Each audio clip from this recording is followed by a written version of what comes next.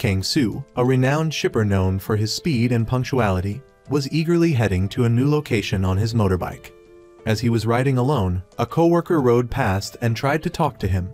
Before they could exchange much, a car suddenly appeared and hit Kang Soo's coworker. To make matters worse, the driver threatened Kang Soo not to interfere and sped away. Seeing this, Kang Soo switched to racing mode to chase after the irresponsible driver. He weaved through traffic like a bird, quickly catching up and blocking the driver's car. After dragging him out, Kang Soo forced the driver to compensate his coworker and then called the police to arrest him. Back on the road, Kang Soo continued his journey with renewed enthusiasm. He unexpectedly crossed paths with Dan Ah, almost colliding with her. However, the encounter was far from pleasant as they got into an argument over who was at fault. Seeing his broken phone, Kang Soo wanted to confront her, but instead received a devastating kick that shattered his 2 quail eggs, leaving him in pain as she left. Kang Soo went to a noodle shop and applied for a job as a shipper. He had a rule: not working in any place for more than 2 months, simply because he wanted to experience new locations.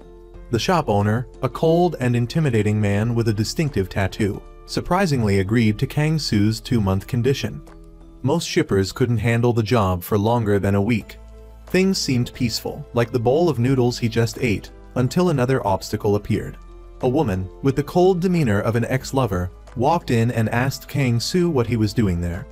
After learning he was applying for the job, she asked a series of pointless questions, to which Kang Soo remained silent. This annoyed the owner, who almost immediately wanted to kick him out. Sensing the situation, Kang Soo nervously laughed, trying to appear friendly. Seeing his awkward attempt, the owner decided to give him a chance. But there was still one more hurdle: an interview with the legendary shipper Dan Ah, the same woman he had collided with earlier. Dan Ah, now coincidentally at the shop, had a feeling that something was wrong. During the interview, she demanded that Kang Soo sit up straight, and even though he disliked it, he complied. After a brief exchange, surprisingly, Dan Ah agreed to let him work there. After getting ready, Kang Soo began his first day. Just by looking around, he could see Dan Ah's influence on the shop and why she was called an idol. When the male students saw her arrive, they cheered loudly. Meanwhile, Kang Soo unfortunately had to deliver to a car repair shop. Intrigued by the luxurious cars, he asked the owner about them. He encountered a condescending young man who belittled Kang Soo's job and scoffed at his inquiries, claiming that he would never be able to afford such cars. Kang Soo, who had a short fuse, retorted angrily and almost landed a punch on the young man, only to be stopped by someone. Feeling frustrated, Kang Soo thought things were over, but another problem arose. A group of other shippers stopped him, demanding protection fees. They then took him to their leader, a man who appeared to be managing the local shippers. Simultaneously, Dan Ah had a less than pleasant experience while delivering to a pawnshop. The man there slapped her bottom, prompting her to retaliate with a powerful kick, teaching him a lesson. She then warned him to order from other places because she didn't want to see his face again. Kang Soo's first day continued to be full of surprises. After saying goodbye to the shop owners, Dan Ah encouraged him to be faster, reminding him that she was the reigning champion of speed. It was a true clash of titans. But just when he thought things couldn't get more chaotic, another ordeal awaited him. While collecting dirty dishes from a customer, he encountered Jae Yoon, a wealthy girl who had run away from home, but was broke. Seeing her secretly eating leftovers from a plate, Kang Soo was moved by her situation and took her back to the shop. He then showcased his culinary skills, preparing a delicious late-night ramen for her. After learning that she had run away because she was angry with her parents, Kang Soo decided to let her stay for the night and told her to return home the next day. Meanwhile, Dan Ah was calculating her savings and confided in her roommate, sharing her dream of leaving South Korea. It seems she was harboring a desire for a new beginning. The next day, the scene shifted to a luxurious mansion. A haughty, wealthy young man was having dinner with his parents. While he presented himself as a fierce lion outside, he became a whimpering puppy upon receiving scolding from his father. It appeared he wasn't held in high regard by his own family. His brother, seeing his disappointment, offered him comforting words and, as usual, presented him with a credit card loaded with cash, the only thing he received from his family. The young man immediately bought a new car and celebrated with boisterous joy. At the same time, Kang Soo discovered that 7 dishes he had delivered were missing. The shop owners and Dan Ah demanded that he find them or face termination. Suspecting the other shippers in the area of bullying the newcomer, Kang Soo went to confront their leader. A brawl ensued, with the leader landing some powerful blows. Kang Soo retaliated, blocking his attacks. He demanded the return of the dishes. During the fierce exchange, they accidentally pushed each other into a precarious situation, with their lives hanging in the balance. The leader was terrified, his eyes wide with fear. He returned the stolen dishes to Kang Soo, and even warned his crew not to mess with him again. He recognized that they were dealing with a new kind of wild beast. However, his crew didn't seem too concerned by his warning. They returned to the shop with the dishes, seemingly happy about the whole affair. The shop owners were curious about the scratches on Kang Soo's face, but he simply brushed it off, claiming he had fallen. The owner of the shop next door brought them some food, and, seeing Kang Soo, she invited him to join them. During their meal, she shared some unsettling news. Someone was planning to buy the entire neighborhood, so everyone needed to be cautious. After finishing their meal, Kang Soo returned to his room, only to be startled by Jae-yoon. She had brought all her belongings, explaining that she had adopted his self-reliance philosophy and would stay there temporarily. Kang Soo was speechless.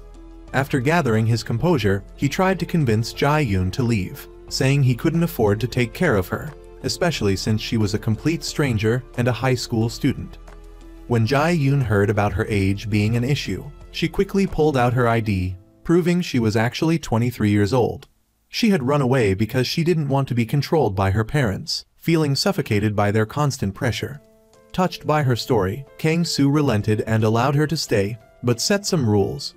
She had to leave the house before 7 am and couldn't return before 11 p.m. to avoid the shop owner's notice. Jae-yoon gratefully agreed, thanking him for the help. The next day, Dan Ah was excited about her free English class when she received a call from her mother. The call was just to extract money from her for her younger brother's tuition. Knowing her mother's greed, Dan Ah hung up without a word, even though her mother threatened to sell her kidney. Just when she thought being pursued by her mother for money was bad enough, her landlord called to increase the rent. Dan Ah, having already agreed to the original price, firmly refused the increase. The landlord muttered about how unlucky she was to have a tenant like Dan Ah. Dan Ah, furious, went back to her room and started calculating how long it would take her to leave. Meanwhile, Jae-yoon, having found a place to stay, had landed a part-time job at a cafe. Her first customer turned out to be the same wealthy young man she had met before. He recognized her from the time she had snuck into his car while escaping from her family. Seeing him, Jae-yoon panicked, realizing he likely recognized her. She tried to appease him with apologies and a pitiful act, hoping he wouldn't pursue the matter. However, while serving him coffee, she accidentally dropped her earring into his cup, unaware of it. When the young man noticed, he became furious, demanding an apology and threatening to speak with the manager. Jae-yoon, feeling overwhelmed with fear, quickly retrieved her earring while he wasn't looking and put it back on. When the manager arrived, he couldn't find the earring in the cup, which fueled the young man's anger. He was confused and frustrated, and everyone around him started to stare and gossip at his outburst. Realizing he had been tricked, he could only leave in a huff. Back at the shop, Dan Ah noticed a dress sticking out of Kang Soo's room and decided to investigate. Finding women's clothing inside, she considered reporting him to the owner, but then had a different thought. She wondered if he was a pervert and decided to exploit this secret to make some money from him. Both Dan Ah and Kang Soo were handing out flyers when Kang Soo's face turned pale after being discovered with women's clothing in his room. Dan Ah smirked, then patted him on the shoulder and made a deal. He would pay her 100,000 won a month, and his secret would be safe. She happily drove home, enjoying the extra income she had gained from Kang Soo. However, upon arriving, she ran into the leader of the shipper group. He warned her about Kang Soo, calling him a real monster. The leader was the one who had stolen the dishes from the shop. Dan Ah told him to follow her to a place. Despite her delicate appearance, she knew martial arts, and their encounter quickly turned into a breathtaking display of combat skills. The leader was stunned by her power. During the heated fight, the leader accidentally bumped into Dan Ah's chest. This sparked her anger, and she landed a powerful punch on him. When he went as far as to profess his love for her, she shattered his delusion with a powerful kick, sending him sprawling. Meanwhile, Kang-soo was hanging out with his two friends. Seeing that Byung-soo hadn't visited his mother in a while, Kang-soo encouraged him to go see her. He thought she must miss her son terribly. Taking Kang-soo's advice, Hyun-soo went to visit his mother after his friends left. However, disaster struck when he tried to run a red light and got into an accident. A kind taxi driver rushed to take Hyun-soo to the hospital, but they were stopped on the road. They were told that the road was under construction, despite the taxi driver's pleas to be allowed to pass as the detour would be a long one. They refused, and it turned out there was no road work at all. The wealthy young men had blocked the road for an illegal street race. The participant in the race was Jin Kyu, the same arrogant young man from before. His illegal racing was captured by someone and sent to his father. Seeing his son racing, the father was furious. He called his son and then beat him with his golf club before kicking him out. Dejected by his father's rejection, Jin Kyu decided to jump off a bridge. He stood there, hesitant, when Dan-ah passed by. Seeing his intentions, she tried to stop him, but he slipped, dragging her into the river with him. In that moment, she was flooded with memories of her own family. Her parents were consumed by gambling and didn't care about her. Her younger brother was only concerned with money. This was the reason she had left them, choosing to work hard and make a new life for herself. After pulling Jin Kyu from the river, Dan-ah could only cry with fear. She performed CPR on him, relieved when he finally regained consciousness. Meanwhile, Kang-soo rushed to the hospital where Hyun-soo was being treated after learning about his friend's accident. Sung-yi explained that if Hyun-soo had been taken to the hospital 10 minutes earlier, things might have been different. He then told Kang-soo about the road being blocked by the construction crew. Kang-soo was heartbroken for his friend and could only wait for him to wake up. Hyun-soo's grandmother came out to thank everyone for their concern and asked them to leave, promising to inform them if anything changed. Kang-soo left, heavy with sadness. Dan-ah, after rescuing Jin Kyu, took him to a cafe to rest. Curious about why he jumped into the river despite not knowing how to swim, she asked him. He sighed, saying that he had wasted his life, spending it only on partying and having no skills. Dan-ah, irritated by his frivolous reason, told him to stand up and unleashed a barrage of punches on him. He was terrified because he had never been hit by a woman before. He promised to compensate her, but Dan-ah refused. Back at the shop, Kang-soo was struggling with Jae-yoon, who was complaining about being cooped up inside. With a headache building, he realized he couldn't keep her locked in forever, so he gave her some money to go out and have fun until evening. However, since she couldn't leave through the main door, Kang-soo helped her climb over the balcony railing. Meanwhile, the red-haired member of the leader's crew was still furious with Kang-soo about their previous encounter. He planned to steal Kang-soo's large motorcycle. Dan-ah was making deliveries, her body aching from exhaustion.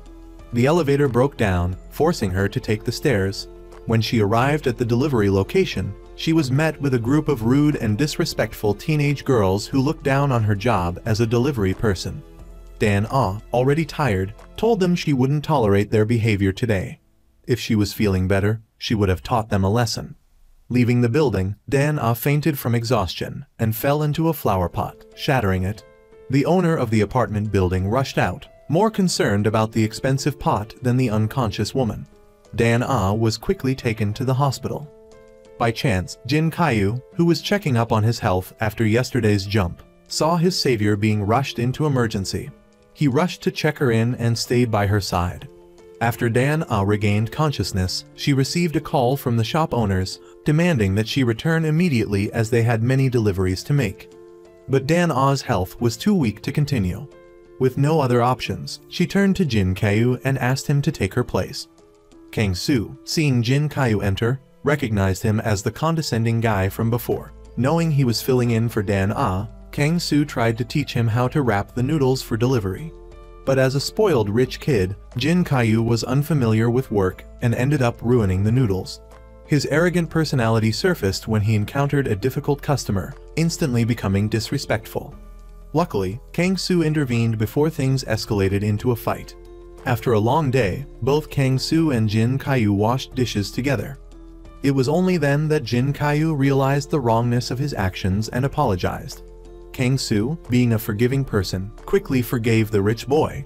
Meanwhile, outside, the mischievous red-haired group had taken Kang Soo's motorcycle, but they didn't know that he was already aware of it. Calmly sitting at home, Kang Soo knew his friends would bring those three troublemakers back. As expected, Kang Soo's tough delivery team quickly apprehended the three delinquents after chasing them down. Kang Soo, talking to the bike thieves on the phone, assured them he wouldn't call the police, but demanded that their leader come to settle the matter. The headband-wearing leader, upon hearing the news, beat the three delinquents and sincerely apologized to Kang Soo. At that moment, Jae-yoon returned from her outing. Unbeknownst to her about the recent events, she spotted her father looking for her in the neighborhood and ran to him, tears streaming down her face. After hearing her father's comforting words, Jae-yoon decided to go back home and fight for her freedom of speech against her mother. Meanwhile, an opportunity to repay her savior arose.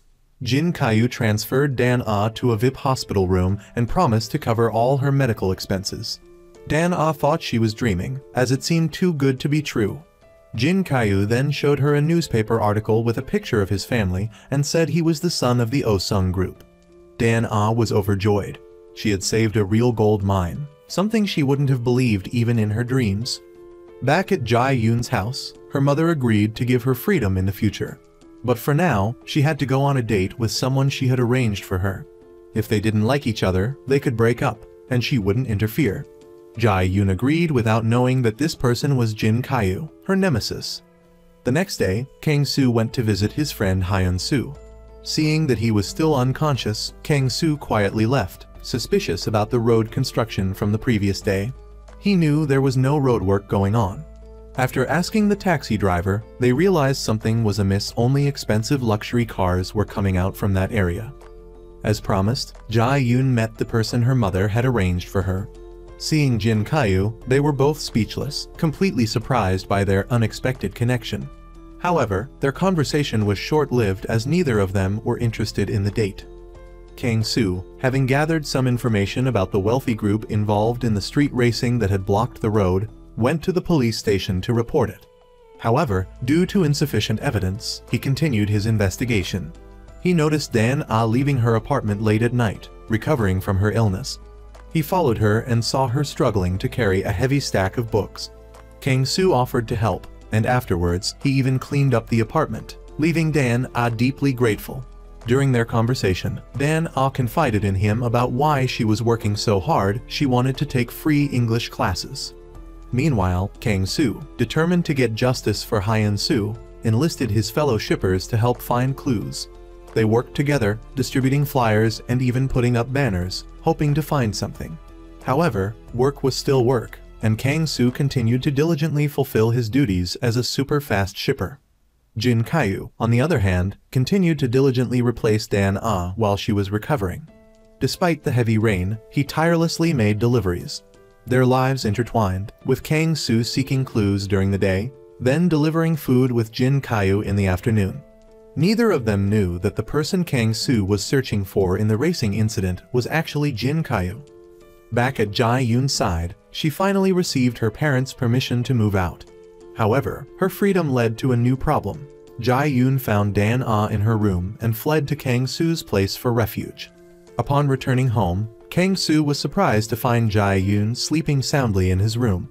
He pulled her out and scolded her for being so inconsiderate. While at work, he received news that the black box from the traffic camera near Hyun Soo's accident site had been recovered. After watching the footage, Kang Soo immediately recognized Jin Kyu as the driver. He rushed back home and dragged Jin Kyu to the police station, despite the young man's plea to take responsibility. Fearing his father's disappointment, Jin Kyu lied, causing Kang Soo to be disillusioned, as he had thought Jin Kyu was a good person. Leaving the police station, Kang Soo vowed to fight for justice for his friend. Jae-yoon, curious, asked Kang Soo, "How many friends do you have?" A moment later, her jaw dropped as she witnessed a massive delivery army emerge. They were Kang Soo's friends from all over the country, hundreds of delivery workers gathering at the meeting point. Kang Soo addressed them like a general preparing for battle. He told his 500 brothers that even though they knew who the culprit was, they needed evidence. A protest campaign erupted. The delivery army, armed with banners, drove onto the streets, attracting the attention of passers-by. Soon, social media was flooded with videos supporting the delivery army. Even popular influencers shared the story, spreading the message to stop street racing and help the victim get justice. Jae-yoon excitedly shared the impact of Kang-soo's campaign with her journalist friend, a brunette who specialized in writing hot news about wealthy families. She suggested Jae-yoon follow Jin Kyu closely so he wouldn't suspect anything, especially if he planned to escape to another country. Meanwhile, Jin Kyu was at the hospital with Dan-ah. He was happy to see her recovering and curious about why she had cried so much the night she saved him. The emotional shipper confessed that her tears weren't for him, but because she had been through something similar 5 years ago. She used to pay 2 million won a month to loan sharks, but because she only had a high school diploma, she couldn't find a job that paid enough. She had almost considered working as a hostess in a karaoke bar, but her conscience wouldn't allow it. She would rather jump off a bridge than sell herself. Dan-ah wanted to earn as much money as possible so she could leave South Korea, escape to a place where she could live for herself. Hearing her story, Jin Kyu felt a sudden urge to protect her. After leaving the hospital, Jae-yoon planned to take Jin Kyu to the movies. She forced him to watch 3 movies in a row, distracting him so he wouldn't realize that a group was against him. The delivery army diligently distributed flyers, looking for evidence. But they were starting to get tired without finding any leads. Kang-soo refused to give up. He went door to door, asking residents if they had seen anything. Thankfully, his persistence paid off. He found a delivery driver whose motorcycle had been damaged. Kang-soo repaired it and asked if he had seen any street racing in the area. The driver said a young guy had filmed a video of the race. The brunette from the leader's crew managed to find the video on the phone of the kid who recorded it. The brunette's intimidation tactics secured the video. The police watched the footage and clearly saw Jin Kyu's face. Now they had enough evidence to arrest him. The next morning, Dan-ah packed her things to leave the hospital. She eagerly anticipated the big gift Jin Kyu had promised to give her. Unbeknownst to him, he was about to go to jail. As he reached the bank to withdraw money for Dan-ah, the police were waiting. They apprehended him before he could enter the bank. Jin Kyu tried to escape, pleading with them to let him withdraw money for a friend. He feigned a head injury, distracting the police and making a run for it. He went to the hospital and dragged Dan-ah out. Jin Kyu, desperate, urged Dan-ah to come with him, saying, "Come with me to get the money, or it'll be too late." "The police are coming." Dan-ah, confused, had no idea what was happening. Jin Kyu, trying to deflect blame, claimed it wasn't his fault, that Kang-soo was the one who had wronged him. When they arrived at the bank, Jin Kyu's face twisted in despair as he saw his bank account was empty. His father had withdrawn all the money. Jin Kyu promised to give Dan-ah the money she deserved, even offering to give her his car. Dan-ah sighed and asked about the crime he had committed. He confessed to participating in street racing and injuring a young man. Despite his desperate attempts to escape, Jin Kyu couldn't outmaneuver Kang-soo. Kang-soo intercepted his car in an alleyway, and after relentless pursuit, Jin Kyu was finally apprehended. As he was being escorted to the police car, Kang-soo said, "Pay the price for your crimes. Only then will I see you as a decent human being." The delivery team, overjoyed, dispersed after achieving their goal. A month later, Kang-soo and Dan-ah continued their daily work. She wondered how Jin Kyu was doing. Kang-soo, indifferent, said that Jin Kyu deserved more punishment than just waiting for his trial, especially since his friend was still in a coma. They drove through the neighborhood delivering orders, stopping when they noticed that Dung's family soup restaurant was opening the next day. It was located right next to the restaurant owned by the grandmother of the young man in a coma. Surprisingly, the man stepping out behind the female manager was Jin Kyu. He was out of jail. Jin Kyu, with a smug grin, greeted Kang-soo and Dan-ah.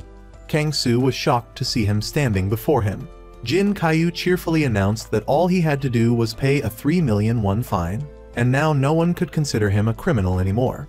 Kang-soo, furious, grabbed Jin Kyu by the collar, ready to punch him. The spoiled rich boy, tauntingly challenging Kang-soo, said, "Go ahead and hit me if you're so tough." Dan-ah intervened quickly, urging Kang-soo to calm down. Kang-soo couldn't stand to see Jin Kyu living so freely. He asked Dan-ah to cover his deliveries for the day. then went to the prosecutor's office to speak with the person handling Jin Kayu's case. He even jumped over the security gate, claiming he was delivering an order to get to the prosecutor. Unfortunately, the prosecutor thought Kang Soo was causing trouble and trespassing. Kang Soo was arrested. News quickly reached his delivery team. They tried to enter the office and protest Kang Soo's wrongful arrest. Thankfully, he was released soon after. Prosecutor Kim received orders to release Kang Soo to avoid further trouble. When Kang Soo returned to the restaurant, he found Dan Ah still there, waiting for him. She advised him not to be too kind. Not everyone could sacrifice themselves for others like he did. Alone in his office, Jin Kyu reminisced about his time in prison. Jae-yoon's mother had visited him and promised to get him out. With one condition, Jin Kyu had to increase the soup restaurant's revenue within 6 months. He also had to win Jae-yoon's heart. If he failed, her support would end. The next day, as Jin Kyu prepared to open the restaurant, a young man dressed in black, wielding a metal stick, attacked him. The man in black landed a few blows before fleeing. It turned out the attacker was Sung Yi, one of Kang Soo's good friends. Kang Soo was on his way to the hospital to visit his friend when he saw Sung Yi with a metal stick in his hand. He was angry and asked him what he had done. Realizing Sung Yi's impulsive action, Kang Soo urged him to leave the neighborhood. Kang Soo picked up the metal stick that Sung Yi had dropped and brought it to a place with security cameras, seemingly always trying to help others, even at his own expense. Kang Soo learned that Hyun Soo's grandmother, the owner of the soup restaurant, was struggling financially. This could affect Hyun Soo's hospital bills. To save the old lady's restaurant, Kang Soo gathered his team to help with deliveries. They would add her orders to their existing deliveries. Previously, the restaurant didn't have a delivery service, but now with this arrangement, it had a huge influx of orders. Dan Ah was worried about Kang Soo working under the radar, fearing that the shop owners would disapprove. Kang Soo, with a mischievous grin, reassured her, saying they wouldn't be caught as long as he had her support. Jin Kyu, keeping his promise to Jae-yoon's mother, tried to take her on a date, but Jae-yoon had no intention of letting him enter her life, even when he suggested one of her favorite movies. She even acted deliberately unpleasant. However, the wealthy young man persisted, tolerating her behavior. As the date ended, he drove her home, promising to make her laugh next time. Jae-yoon, holding her head, declared, "Dating you is torture." That night, Kang Soo and Dan Ah were counting their secret earnings together. The shipper was surprised that Kang Soo always gave her most of his money. Touched by his generosity, Dan Ah decided to buy him a small gift. He opened the box and found a floral dress inside. He paused, confused. He didn't understand why she would give him something meant for women. Dan Ah innocently explained, "I know your secret. You love collecting women's clothes. Don't be shy, I understand." Kang Soo knew the shipper had gotten the wrong idea. Kang Soo took Dan Ah to his room and explained that Jae-yoon had stayed over before, hence the women's clothes. He emphasized that a man like him would never have such interests. Dan Ah, embarrassed, apologized but insisted he keep the dress. It was the thought that counted. At that moment, the police arrived to arrest Kang Soo for assault. He was confused at first, but they showed him footage of him using a metal stick. Then, he understood why he was being arrested. He was trying to protect Sung Yi.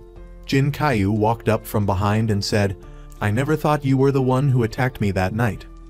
Kang Soo, without explaining, looked Jin Kyu in the eye and said, "I did it." The police escorted him to the station, leaving Dan Ah helpless. At the station, Detective Cho showed Kang Soo the video of him throwing the metal stick. While there wasn't enough concrete evidence of the assault, Kang Soo insisted they stop the investigation, claiming it was his own personal vendetta. Back at the restaurant, Jin Kyu told Dan Ah, "Not everyone who seems good is good, even Kang Soo has his own dark side."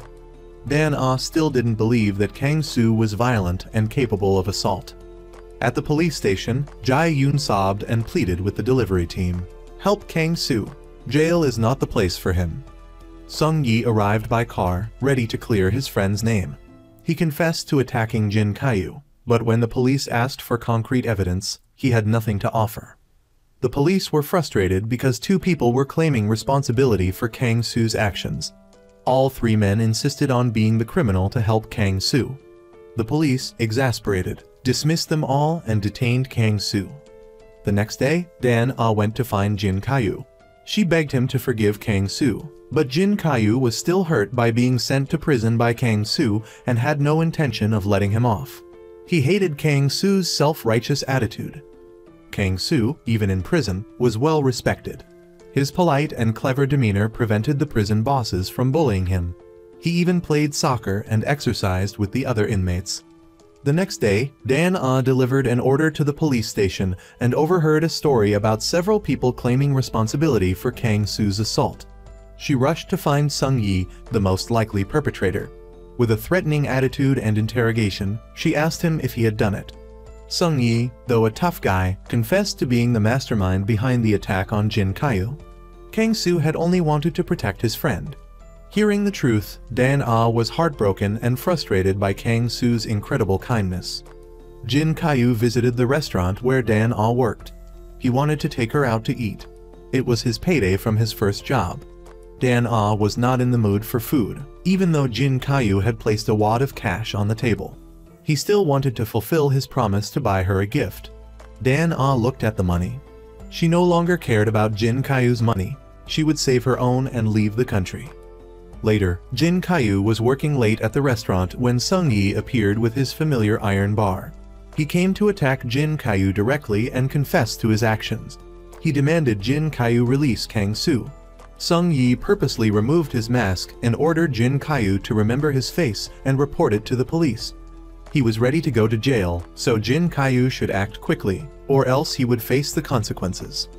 Although Jin Kaiyu was scared of being beaten, his pride and stubbornness prevented him from clearing Kang Su's name. He angrily said that it was their punishment for treating him like trash and disrespecting him.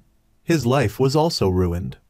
Sung Yi, unable to hold back, swung his bar at Jin Kaiyu, but a voice yelled, "Stop!" Hyun Su's grandmother appeared. She told everyone that her grandson had woken up and that they should stop fighting over this.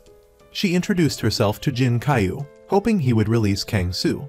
She said it was just an accident, and no one wanted Hyun Su to be hurt. Her sincere words softened Jin Kaiyu's heart. His eyes welled up with unshed tears, his pain and frustration finally easing with her comforting hand. The next morning, Jin Kaiyu went to the prosecutor's office and said the assault was a misunderstanding. He insisted that the police and the prosecutor drop the charges. Kang Su was released to a grand welcome by the shipper army. He looked like a general returning to his people. Kang Su was stunned to see a handsome young man there, Hyun Su. He was healthy again and waiting for Kang Su. Kang Su embraced Hyun Su tightly. He felt no more guilt. Meanwhile, Dan Ah was at the restaurant, lost in her thoughts about Kang Su. She imagined him appearing before her. She was drunk, unaware that he was already back. This was the first time Kang Su had seen Dan Ah drunk. He didn't know what was bothering her. First, he carried her back home. In her drunken state, she mumbled about leaving the country, wondering if they could date for 200 days. After a night of heavy drinking, Dan Ah woke up with a hazy memory. She remembered that Kang Su had carried her home. She even boldly asked him out on a date. She patted her face and told herself to pretend nothing happened last night. She went to the restaurant to apologize to the owners for being late. They forgave her. Kang Su appeared, smiling and greeting the shipper. The owners, unhappy with this blossoming romance, threw them together in a partnership. Dan Ah and Kang Su suddenly, publicly embraced each other in the restaurant. Dan Ah, embarrassed, tried to push Kang Su away, but he held her tight and said, "I want to hug you for another 10 seconds. He told her, "While I was in jail, I missed you a lot." Before he could explain further, Dan Ah stepped on his foot and pushed him away. She said, "Don't believe anything I said when I was drunk last night." She told Kang Su that she would emigrate in 230 days, so she wasn't interested in getting involved with anyone. She spoke confidently, but when she was alone in the bathroom, she couldn't stop thinking about Kang Su. If she loved him and stayed, her dream of emigration would be over. At work, Dan Ah tried to act normally around Kang Su. However, every time he touched her or got close, she'd react sensitively, yelling at him. Kang Su was confused, not understanding why she was scolding him. Jin Kaiyu visited Kang Su and invited him for drinks. This was the first time they were sitting together, having a drink. Jin Kaiyu's attitude had softened considerably. He even poured Kang Su a drink respectfully. Kang Su thanked Jin Kaiyu for getting him out of jail. The wealthy young man replied that he did it for himself. Now, they were even. After a few drinks, Kang Su said he had to go back to the restaurant to clean up as per Dan Ah's request. Jin Kaiyu wondered why Dan Ah was acting so coldly towards Kang Su. Kang Su smiled and said she was just a bit upset. Speaking of Dan Ah, Jin Kaiyu declared that he would take responsibility for her. He would help her emigrate, settle in her new country, and provide her with everything she wanted. Now, his top priority was to help Dan Ah achieve her dream. He hoped that Kang Su wouldn't interfere.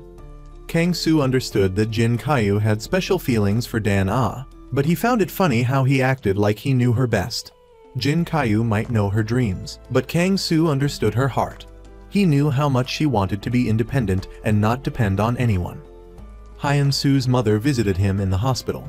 She asked him to come home, but the innocent young man still wanted to work deliveries with Kang Su. His mother was curious about the man her son admired so much. She was stunned when Hyun Su mentioned Kang Su's full name. The kind woman's face went pale. She ran out of the hospital, gasping for breath. It turned out she was Kang Su's long-lost mother. Unfortunately, neither she nor Kang Su saw each other as they passed each other on the street.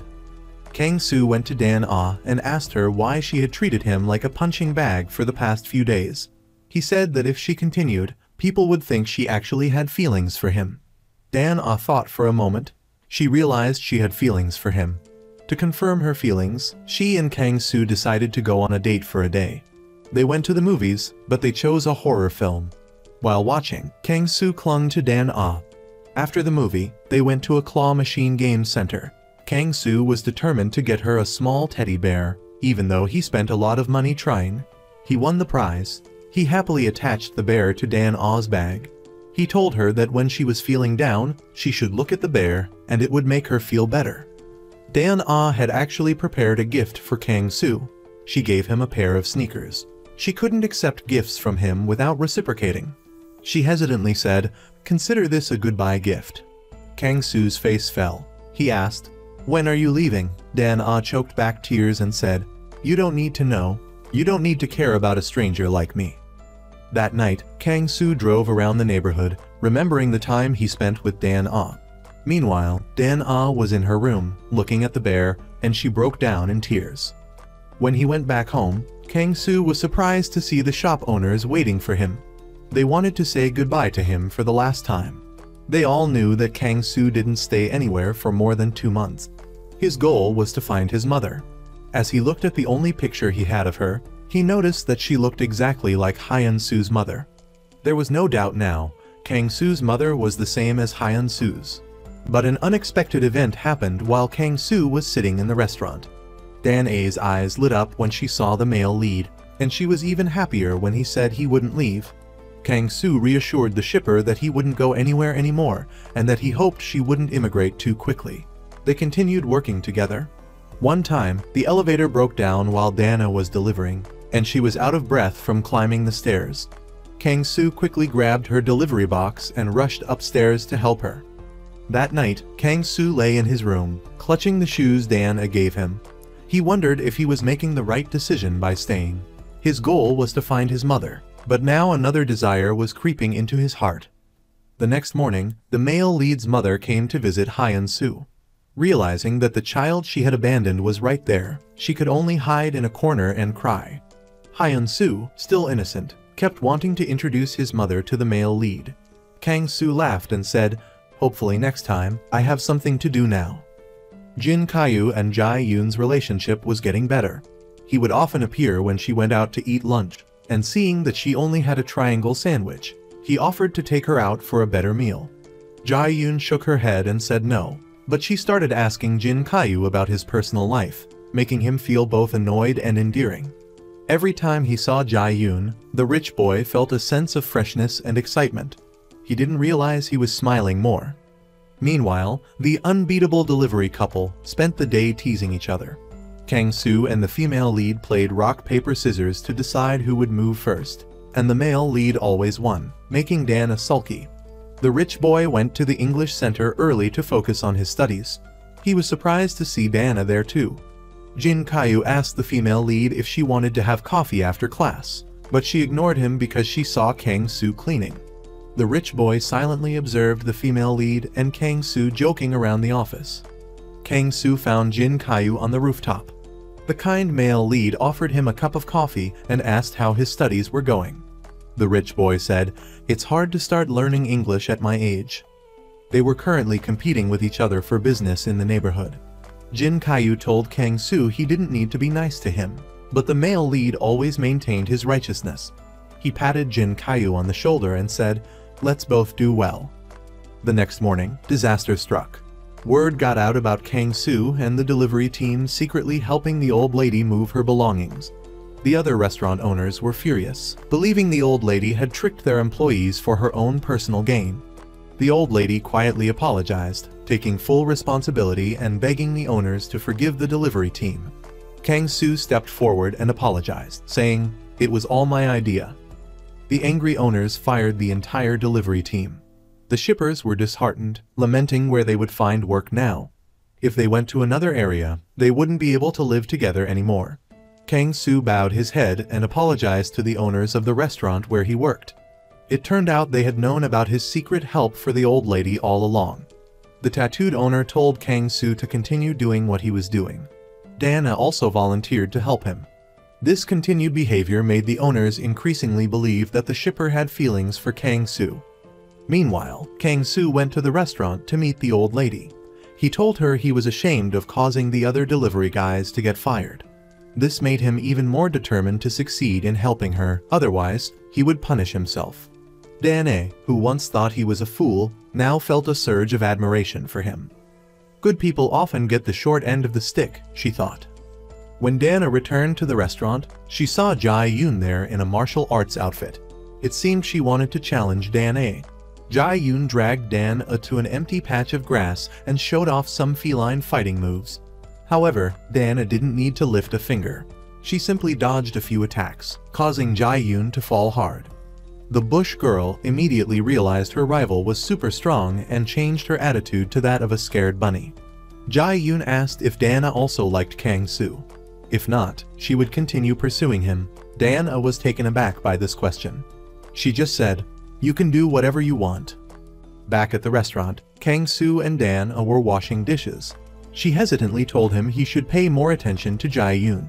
Kang Soo was surprised that Dana had met the bush girl. Dana assumed Kang Soo had special feelings for Jae-yoon, and she couldn't help but feel a little jealous. Kang Soo told Dana that he would go to the library that Sunday. At first, Dana thought he was joking. She couldn't imagine him being a reader. She was wrong. Kang Soo was not just going to study materials. He was planning to start his own delivery company. The next day, at the old lady's house, Kang Soo laid out his plan. The delivery team was overjoyed and supportive, thinking it was a brilliant idea. Dana, on the other hand, thought the whole startup idea was crazy. Business wasn't a game. But no matter how worried she was, it couldn't deter Kang Soo and the team. The next morning, on the little street, Kang Soo and his team were all dressed in sharp suits. First impressions are crucial, so the delivery team visited struggling restaurants and offered their delivery services at only 2,001 per delivery. Instead of paying a monthly fee for a single shipper, the restaurant owners were delighted to find a friendly and reliable delivery team. Kang Soo's trustworthy appearance also put customers at ease. His first speech as CEO was a thank you to everyone for making his dream a reality. He pointed out that while people looked down on delivery drivers, they worked hard and were good people. That's why he started the delivery company, to give people the chance to dream and plan for the future. The team erupted in applause. However, they soon had to return the suits. It turned out they had borrowed them to make a good impression on the clients. Dana, always the worrier, was still concerned about Kang Soo's company. Kang Soo told her he was going to meet Jae-yoon to clear things up. For some reason, this made Dana uncomfortable. When Kang Soo met the bush girl, he sincerely apologized for treating her like a child, even though she was an adult. Jae-yoon hesitantly asked if Kang Soo had feelings for Dana. The male lead confirmed that he did. The bush girl was quite disappointed to discover he liked another girl. But she was happy when Kang Soo revealed that Dana didn't like him yet. At least she wasn't the only one hurting. Diana was still anxious about the delivery team's business prospects. She pointed out that large corporations wouldn't allow small companies to survive long. She didn't believe what Kang Soo was doing could generate enough profit to support his employees. Despite Diana's concerns, Kang Soo confidently assured her that he had investors. It seemed unbelievable, but he admitted to investing hundreds of millions of won to start the company. He had no family and was single, so he had poured all his money into helping people, and now starting this business. During a recent meeting, the poor kid was worried about the cost and time needed to build a viable app. Kang Soo confidently said not to worry, as he had an expert in app development. This expert was the beautiful Worm Girl. She arrived in a flamboyant manner, captivating the male employees. She even kissed Kang Soo on the cheek, making the other guys even more envious. The expert introduced herself as someone Kang Soo had saved from a robber. Her mission now was to repay him and help the company create a convenient delivery app. Just as Kang Soo was about to get coffee for the Worm Girl, Diana slammed her hand on the table and growled that she would do it. Although she didn't want to admit it, the shipper was green with jealousy. She even restrained herself from spitting into the expert's cup. Meanwhile, at the Dung restaurant, the rich boy presented a new business plan for the group of restaurants. Instead of opening at 9 a.m., they would open at 6:30 a.m. to serve breakfast customers before the old lady's restaurant opened. Employees who arrived early would receive a decent salary increase. He also said he would personally supervise the kitchen and all marketing activities for the restaurant. Kang Soo enthusiastically spent the entire morning persuading people to sign up for his delivery service. He also ran into Jin Kyu distributing flyers. Despite putting the past behind them and becoming friends, they were still competitors. Jin Kyu wouldn't miss the first chance to win in his life. It was a feeling even better than street racing. They amicably wished each other luck and then went about their business. At the company, the expert explained the app's functionality to the delivery team. Everyone listened attentively except Diana. She was annoyed by the Worm Girl's flirtatious behavior with Kang Soo. That afternoon, the whole team distributed flyers and promoted the app to people in the neighborhood. Kang Soo offered to make dinner for Diana after their long day. But Diana, thinking about the flamboyant Worm Girl, refused. Kang Soo persisted, and she finally agreed to have dinner. Kang Soo then served them 2 large bowls of black noodles, which they enjoyed. In the following days, the main couple cleaned the classroom cheerfully, side by side every day. Their joy was short-lived, however, as they received a call from the old lady, informing them that she was being evicted from her home. Diana and Kang Soo rushed to the old lady's restaurant. It turned out that the building where the old lady sold noodles had been sold to the Dung Corporation, where Jin Kyu worked. At that moment, he appeared, looking surprised. Kang Soo's face hardened as he asked if Jin Kyu had been involved. Everyone was saddened to witness the old lady leaving her workplace and home of many years. Jin Kyu couldn't believe that she had to move. Jin Kyu couldn't believe the old lady had to leave, so he ran to Jae Yoon's mother to get to the bottom of it.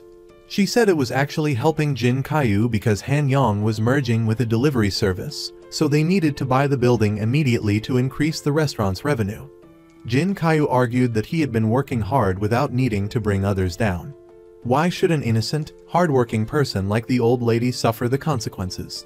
Jae Yoon's mother laughed, calling him naive. In the business world, you can't be too kind. Her goal was to make him a worthy heir to the Oh-sung group and then marry him off to her daughter. This would help expand her company and give it a chance to survive among the large corporations. Jin Kyu couldn't believe his ears. It meant he was nothing more than a puppet for her to manipulate. Kang Soo tried to find the old lady after she left, but he couldn't find her. Diana tried to convince him to stop, saying that even if he found her, it wouldn't change the situation. He shouldn't be so stubborn. But he was determined to find her. He told her the story of his father.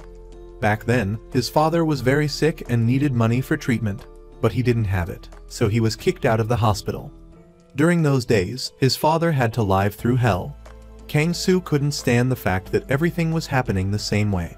He said some things that were a little hard to understand. Then, Kang Soo went to Hyun Soo's place and found his mother there. After years of searching, he finally reunited with his heartless mother, who now owned a video store. Only when they were alone could she ask him a few questions. His resentment burst out. Since the day she left, His father had always looked towards Seoul, his illness becoming increasingly severe, but all he could think about was her. Because of her selfishness, Kang Soo's father had died a painful death. He reminded her of what he had said earlier, he would never look for her again. Kang Soo left, leaving her alone to cry in the store. Even 100 mouths couldn't justify her mistakes. Meanwhile, Jin Kyu decided to call Jae-yoon's mother to quit his job. Despite her efforts to persuade him, he couldn't keep being her puppet, allowing her to benefit. He hung up and threw his iPhone 15 Pro Max into the river. She decided to keep the new Young family building operational without a manager and instructed staff to open all menu items within the week. Dan-a accidentally walked into the company meeting room and saw Hwa Jung pinching Kang Soo's cheek. She was jealous but managed to hold it in. They both had a lot of work, so they had to stay late. Kang Soo went into the kitchen and cooked for Hwa Jung. Suddenly, Dan-a, looking drunk, walked in. It turned out that after going home, she had imagined the two of them together and became jealous. She had downed an entire bottle of wine. Then she dressed up and worked up the courage to go there. With a little alcohol in her system, Dan-a felt empowered. She pulled Kang Soo into a corner, puckering up to kiss him, but he soberly knocked her head and told her not to act silly. Dan-a tried again, but Kang Soo had to stop her again, fearing he would have to explain himself. Then he told her to stop before he got angry. At that moment, her roommate came and pulled her away. The next morning, Dan-a was so embarrassed that she couldn't look Kang Soo in the face. He told her from then on, she wasn't allowed to touch alcohol again, or she would be fired. He wanted to see her sober and able to do everything, including what she wanted to do yesterday, when she was truly sober. Then, the expert, Hwa Jung, came to the office excitedly showing the employees the software and online food ordering app she had developed. Now everything would be easier for sellers, buyers, and delivery drivers. Shortly after, Kang Soo gathered a lot of people to join his delivery service. The 3 men he had helped during the accident were also there. They took positions as lawyer, accountant, and maintenance worker in the company. Kang Soo's delivery team wore uniforms and rode professional delivery vehicles. At the same time, Jae-yoon's mother was also distributing flyers nearby, so they ran into each other. They greeted each other face to face, but neither would give way. The director kept sarcastically commenting that the food everyone was delivering wasn't safe or secure. Then, she told her staff to quickly prepare for the arrival of their gods to eat. The other restaurant owners, witnessing this, started to sneer and curse her. Dan-a and Kang Woo were eating spicy sausage in the park when they accidentally bumped into Jae-yoon. All 3 of them were awkward and uncomfortable. Jae-yoon couldn't take it anymore and got up to leave. Since quitting his job, Jin Kyu had been aimlessly wandering, lost and without a place to stay. One evening, he found some leftover food on a table and was about to eat it when Jae-yoon stopped him. After all her efforts, she finally found him, but she hadn't expected to see him in such a dirty, ragged state. Jae-yoon then took him to eat. It was just a bowl of noodles, but she tried her best. She said he could eat whatever he wanted and she would pay for it with the card he gave her. Jin Kyu couldn't help but laugh. Jae-yoon even complimented him, saying he had a cute laugh. She confessed that she had really liked him and wanted to date. Jin Kyu was speechless. It's unclear if he agreed, but Jae-yoon threatened to follow him 24/7, so he shouldn't even dream of running away. At Kang Soo's company, the end-of-day meeting was over. He received a call from a friend, saying he had seen Dan-a delivering in a strange, dark alley. He quickly drove after her. Meanwhile, the gangster boss had been betrayed by his snake squad and was tied up. The boss's wife and Dan-a arrived and discovered what had happened, so they were chased by the thugs. Just then, Kang Soo and the old lady arrived in a car. They both charged into the fray, taking on the entire gang. With their youthful strength and the main character aura, they easily beat the thugs. Everyone was safe. Kang Soo scolded Dan-a for her reckless behavior. Then, they embraced each other warmly. After that hug, their relationship felt much better. The next day, they went for a walk along the river. Dan-a confided in Kang Soo that thanks to him, she had regained faith in the place she lived in, believing that good people are always rewarded. He realized that the woman he loved still intended to emigrate. He didn't want to stop her from changing her destiny, but he felt heartbroken if she left him for another place. He genuinely wanted her to be happy from the moment they met. He took Dan Ah's hand and hoped she would stay for him. Kang Soo promised to do his best to make her as happy as possible. She was speechless, tears welling up in her eyes. He pulled her into his arms, hugged her tightly, and gave her a sweet kiss. After returning home, the two of them couldn't stop thinking about each other. Jae-yoon couldn't bear to see her boyfriend struggling and sleeping rough. She had her father's men kidnap the rich boy and bring him to her new apartment, which just happened to be right below Dan Ah's. To prevent him from resisting, Jae-yoon tied him up with pink ribbons and forced him to sleep in her room. Jin Kyu was quite grateful for her concern and care, but as a man, being in that position wasn't exactly glorious. Their living arrangement was discovered one morning when Dan Ah was returning from shopping. She was shocked to see the bush girl with a new boyfriend so quickly. The rich boy was embarrassed when he was caught living with Jae-yoon. In the neighborhood, the restaurant owners reported to Kang Soo that they hadn't had any customers in days. They were also facing rent issues. This gave Yoongjia an advantage, and they were easily selling food at lower prices. Kang Soo tried to come up with a plan to defeat Yoongjia's strategy. He advised everyone to lower their prices to match Yoongjia's, and he and the delivery team would handle the rest. They stayed up all night for days, strategizing against their rivals, neglecting sleep and food. The delivery team reached an agreement with the landlord to not raise the rent this year. They also found a solution to the loan problem. A new bank had opened, offering low-interest loans. But everyone was still not cheerful. The problem might have been solved, but without customers, they were still going to starve. What they needed now was customers first. Kang Soo hoped that if they sold at prices lower than Yoongjia's, they would collapse within 6 months. But how could the people in the neighborhood survive for 6 months with those low prices? The restaurant owners soon started posting signs renting out their stores because they couldn't afford to keep losing money.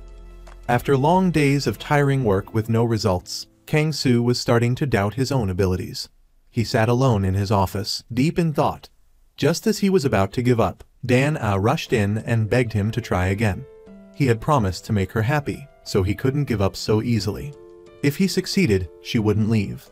This was the first time she confessed her feelings to Kang Soo. In the room, Dan Ah confessed her love to Kang Soo. He was surprised that she had said those words. Kang Soo embraced her tightly and promised he would succeed and not let her down. As they were returning home, they saw a group of men drunk, sleeping naked, which made Dan Ah very embarrassed. After a while, everyone gathered to apologize to her and promised it wouldn't happen again. Kang Soo's purpose was to invite everyone to find a way to reopen the stores. He and Min Chan would go back home to find a solution, while everyone else stayed and called all the stores before dawn. The next morning, the shop owners were very sad because they had to stop their business after 20 years.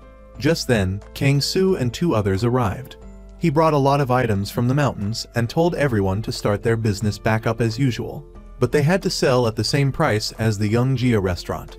But everyone thought that price was too low because they still had to pay rent. Dan Ah found a way to meet the landlords and asked them to stop collecting rent this month to help the people in business and ensure that they could still rent during this difficult time. Kang Soo said he was promoting all the products and rental properties. Everyone laughed when they heard this, thinking he was no different from a simple employee.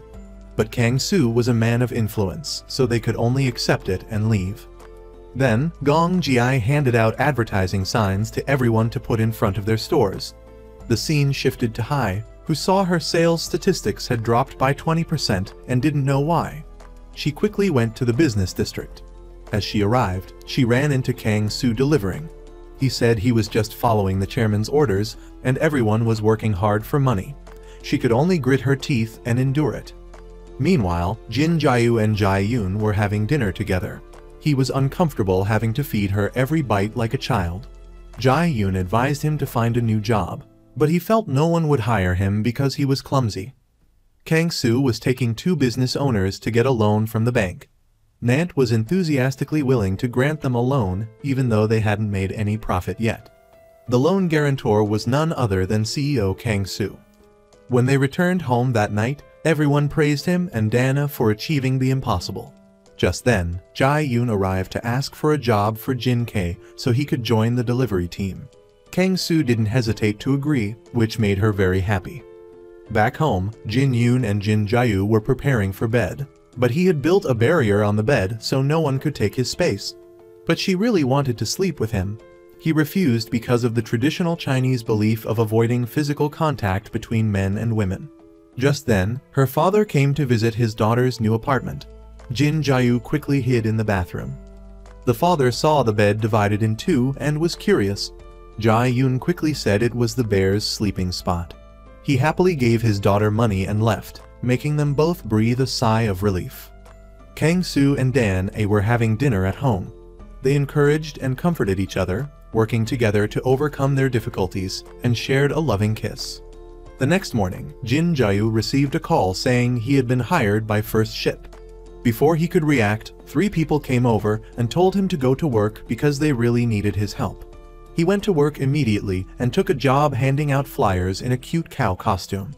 His other colleagues were doing things like being a human punching bag and dressing up as girls to dance. That night, after a long day of work, everyone celebrated having a new employee. Kang Soo wanted everyone to work together to win the Jane construction project. If they lost the contract, all the restaurants in the area wouldn't be able to do business. Everyone raised their glasses enthusiastically, promising to develop a strong team together. Then, they all went out to sing karaoke, but on their way out, they unexpectedly encountered Yeon Jae working as a hostess at the karaoke bar. Dan A immediately pulled her out to talk, asking her friend why she was doing this job. Yeon Jae explained that she was a yoga instructor but didn't have enough money to support her family and pay her debts. She was forced to take this job to make money, and then she quickly left.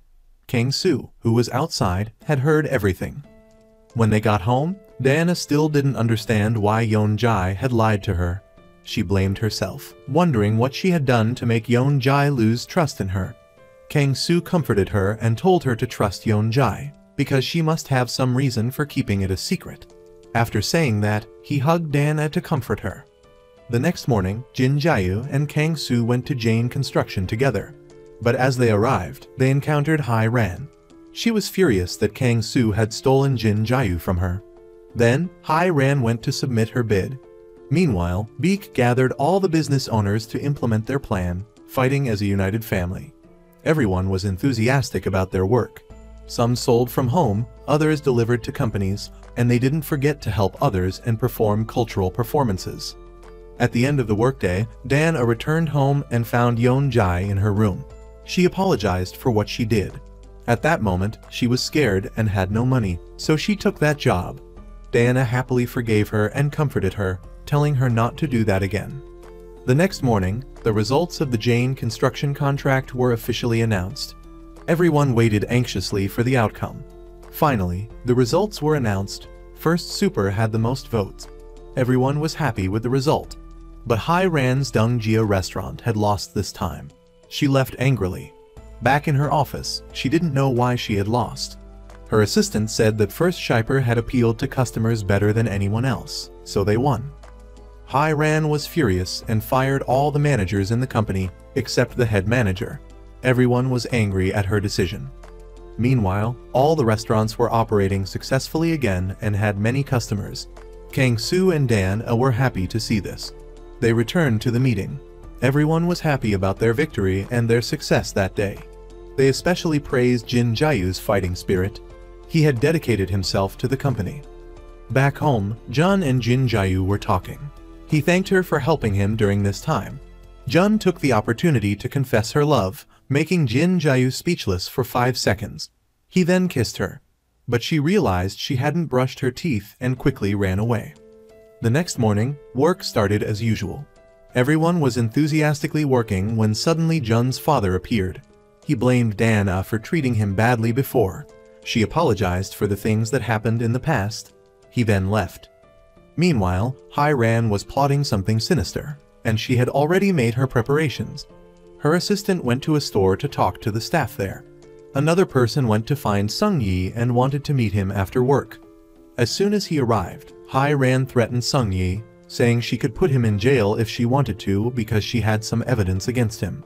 She threatened him, saying she would tell Kang Soo that he was a traitor if he didn't bring all his people to work at Dongjia. Sung Yi could only feel sad. She went home and had dinner with everyone, lying that she was just taking a break. The next morning, during a meeting, everyone noticed Sung Yi was missing, thinking he went to work early. Just then, Kang Soo received a call saying that Dong Jia was starting to deliver. He and everyone else immediately rushed over and discovered that Sung Yi was working for their rival. He and Dana chased after him to find out what happened. He explained that he was an orphan and wanted to switch jobs to make more money. Then, he left before they could do anything. Back at the office, Kang Soo was sad about it, but thought that Sung Yi must have had some reason, so he continued to wait for him to come back. Meanwhile, Hai Ran was very happy that Sung Yi had cooperated, and she instructed her people to send low-quality goods to the competitor's store that night. Because an employee at the store was colluding with her, it went smoothly. The next morning, many people and market police arrived to inspect the store and found a lot of counterfeit, low-quality goods. Just then, Kang Soo and Dan arrived, surprised and worried. He immediately held a meeting to investigate. Kang Soo told everyone to recheck all their sources of goods. Then, he went to meet the construction company manager to apologize, but he got no results. All the contracts were being cancelled. With no other choice, Kang Soo knelt in front of the company from morning till night to apologize to everyone. At that moment, Dana and everyone else went there to see him, but the business owners blamed Kang Soo, saying that they were now losing money and had no way to solve the problem. Dana immediately went over and scolded those people, saying that they praised him when he was successful, but now that he had failed, they were blaming him and treating him like garbage. Then, the two of them left to go home. When he heard that many companies had cancelled their contracts, he became even more depressed and locked himself in his room, ignoring Dana's comfort. The next morning, Hai Ran received news that many companies had cancelled their contracts with First Shiper. She was delighted and proceeded with her next mission to crush them. Her people, taking advantage of the situation, went to Dong Jia to buy over employees who were now unemployed. When he got home, Kang Soo was sad to hear that some people had quit, but he still wanted to use his investment funds to pay their salaries. But Min Chan told him that if he did that, they would have no money left to maintain the company. When Dana heard the news, she wanted to invest in Kang Soo because she believed he could do it. Then, they both went home, but as soon as they got home, Kang Soo took down the sign and decided to leave. Meanwhile, Dana sensed something was wrong and immediately went back to look for him. She found a letter he left behind, saying she shouldn't look for him anymore. After reading it, Dana went to look for him, but she could only cry in despair. She called everyone and even asked Sung Yi, but nothing came of it. She took a bus that night to go back to his hometown to see if he had gone there. As expected, as soon as she arrived, she saw Kang Soo coming out of the house. She immediately walked over and slapped him, saying that no matter what happened, they had to solve it together. Now, he had left alone like this, and she wanted him to return to Seoul immediately. But he refused, saying he was exhausted and told Dana to go back and never come back. He then left, leaving her to cry alone. Meanwhile, Min Chan went to Mrs. Pham Thai Truong's store to check the security cameras for anything unusual. He discovered that Hai Ran's people had come to the store and bribed the staff to switch out the goods with low-quality ones. Back at Kang Soo's house, after sitting on the beach for a while to clear his mind, he returned home and met Dana again. She hadn't left yet, and she had cooked him a meal and insisted he eat it to regain his spirits. As they were leaving, they unexpectedly encountered Kang Soo's mother. Dana wanted her to go apologize to him so they could reconcile, but she didn't dare, because she had done so many things wrong to her son. She saw that Kang Soo was a good person, so she didn't dare do that and quickly left. Dana went back to tell Kang Soo that many of his friends had donated money to his company and wanted him to come back to work immediately so he wouldn't disappoint them. But Kang Soo didn't react at all, leaving Dana helpless. She left, leaving behind the First Shiper book. He saw the notes he had written and remembered all the memories they shared, and he decided to board the train back to the city with Dana. After a night on the train, they finally arrived back in the city. Kang Soo started a live stream to apologize to everyone for disappearing without explanation. This time, the company decided to operate more powerfully, and everyone watching was happy to see him back at work. At the same time, Sung Yi and his two friends returned to work for him. Meanwhile, Hai Ran was furious when she heard that Kang Soo was back and knew that the people working for her had left. Kang Su found out that Sung Yi had been forced by Hai Ran and learned more details from the security cameras about who had sabotaged the store with low-quality goods. He immediately told everyone to investigate the delivery guy from that night. The scene shifted to Jin Jiayu, who was returning home with Jun after a day of work. Suddenly, Jin Jiayu's mother appeared. She then went back to see her husband, who wanted him to return home to take over the construction of Osung. But Jin Jiayu refused and apologized to his parents, leaving immediately. At the same time, Kang Su brought a video clip of Hai Ran instructing people to do bad things, wanting to solve everything quickly. If not, he would call the police to report her. But she blamed her assistant and immediately fired her. Kang Su immediately chased after the assistant. He wanted her to build Sunji with him and needed to meet the construction company manager to tell him the truth about Hai Ran. But even after seeing him, there was no result. They both left sadly. Kang Su pleaded with her, asking her to tell him everything she knew so that this could all be over soon. That night, Diana started to tell Kang Su about meeting his mother when she was in his hometown. She wanted to apologize to him, but he didn't want her to mention it again. The next morning, Hai Ran received a voice recording exposing all the bad things she had done. The news quickly spread throughout the country, and the restaurant was quickly boycotted for its actions. She was shocked when she heard this. Everyone at First Shiper was overjoyed when they heard that she had been boycotted. The company quickly signed many contracts. Everyone started working actively again. That night, everyone was happy because they had achieved very high sales that day. Suddenly, Hai Zhu appeared, walked over, and fainted. When he took his brother home, his mother arrived. It turned out that she had told her younger son everything about how she had treated his father and Kang Su in the past, which led to this. He didn't forgive her for what she had done to his family. The scene shifted to the next morning. Kang Su heard that Deng Jia had officially gone bankrupt. Everyone was happy about this victory. In the end, the two of them lived happily ever after.